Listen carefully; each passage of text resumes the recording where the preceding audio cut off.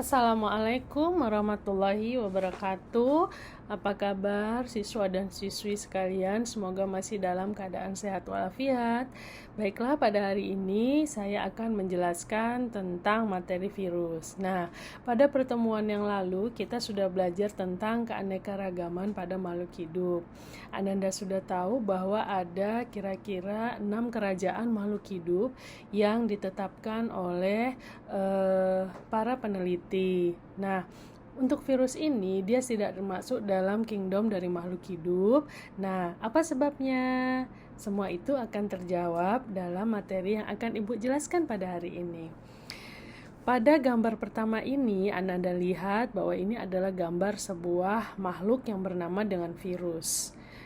Virus itu sebenarnya adalah bukan makhluk hidup ataupun makhluk yang mati. Dia berada di tengah-tengah antara keduanya. Kenapa dikatakan seperti itu? Dikarenakan virus ini tidak memiliki ciri-ciri yang ada di dalam makhluk hidup dan dia bukan merupakan suatu sel. Jadi dia tidak memiliki organel-organel sel seperti yang dimiliki oleh makhluk-makhluk hidup yang lain, seperti misalnya tumbuhan, hewan, mikroorganisme, fungi, protozoa, dan yang lain-lainnya. Nah, dikatakan virus ini juga mendekati ciri-ciri sebagai makhluk yang mati karena virus dapat dikristalkan. Jadi dia dapat dibekukan. Tapi dia hampir dikatakan makhluk hidup karena dia hanya memiliki satu ciri yang hidup, yaitu dia mampu berkembang biak karena virus memiliki DNA ataupun alat perkembangbiakan berupa DNA ataupun RNA. Nah, bagaimana tujuan pembelajaran pada hari ini? Pertama sekali, peserta didik harus mampu mendeskripsikan struktur hidup virus. Kedua, peserta didik mampu menjelaskan siklus hidupnya. Kemudian, peserta didik mampu menjelaskan sejarah penemuan virus, peserta didik mampu menjelaskan ciri-ciri virus, peserta didik mampu mendeskripsikan peranan virus yang menguntungkan dan merugikan, dan yang terakhir, peserta didik mampu membuat media sosialisasi tentang virus. Ini adalah peta konsep materi yang akan kita pelajari pada hari ini. Hari ini kita akan belajar bagaimana sejarah penemuan virus dan ciri-ciri virus. Sejarah penemuan virus, pertama sekali percobaan ini dilakukan oleh Adolf Meyer. Nah, dia itu meneliti bahwa melihat mengamati sekelilingnya kenapa ada tanaman tembakau yang tiba-tiba menjadi sakit. Jadi kayak bintik-bintik ya, seperti ada kuning, bercak-bercak seperti itu. Nah, untuk penelitian ini, pertama sekali Adolf Meyer akan mengambil daun tanaman tembakau yang sakit tersebut, kemudian dihaluskan dan disaring, diambil ekstraknya, diperas ya. Nah, kemudian ekstrak daun yang tadi yang sakit itu kemudian dia semprotkan pada tanaman tembakau yang sehat. Akibatnya tanaman tembakau yang sehat itu pun menjadi sakit. Selanjutnya penelitian yang kedua dilakukan oleh Dmitri Ivanovsky. Nah, Dmitri Ivanovsky ini hampir sama melakukan penelitiannya seperti si Adolf Meyer tadi. Dia mengambil daun tanaman tembakau yang sakit, kemudian dihaluskan, kemudian dia saring.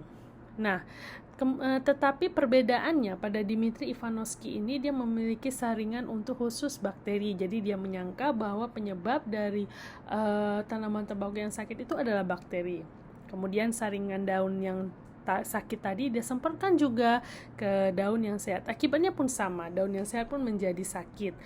Kemudian penelitian yang terakhir dilakukan oleh Wendell Stanley. Nah, Wendell Stanley inilah yang mampu menemukan dan kata-kata virus sehingga dia bisa membedakan bahwa yang menyebabkan tanaman tembakau itu sehat menjadi sakit itu bukanlah bakteri, tetapi ada organisme lain yang dinamakan dengan virus. Dia mampu mengkristalkan penyebab dari tanaman tembakau yang sakit tadi, dan dia mampu juga memberi nama mikroorganisme atau organisme atau makhluk yang menyebabkan penyakit pada tanaman tembakau tersebut dengan TMV atau tobacco mosaic virus. Nah, demikianlah sejarah penemuan virus. Sekarang terakhir kita ingin mengetahui bagaimana ya ciri-ciri virus itu. Nah, Ini adalah gambar sebuah virus namanya bakteriofag. Bakteriofag ini adalah virus yang menyerang bakteri.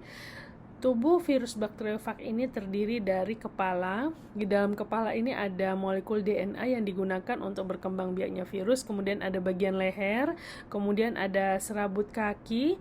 Nah, ciri-ciri pertama, virus itu bukan merupakan sel, ukurannya 20-300 milimikron.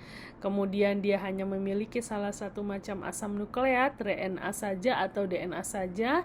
Bisa dikristalkan, bentuknya ada yang beragam, ada bentuknya oval, silinder, polihedral, dan kompleks, dan dia juga tubuhnya hanya tersusun dari dua bagian, yaitu asam nukleat dan selubung kapsid.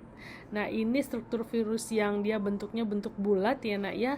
Ini biasanya adalah virus yang menyebabkan penyakit influenza. Di sini mereka mempunyai amplop. Apa itu amplop? Biasanya ini adalah penyelubung virus. Kalau virus yang memiliki amplop ini biasanya virusnya itu sangat invirulen atau sangat menyebabkan penyakit. Oke, demikianlah materi yang bisa saya sampaikan pada hari ini. Kita bertemu lagi pada pertemuan selanjutnya. Semoga Ananda dapat memahaminya. Assalamualaikum warahmatullahi wabarakatuh.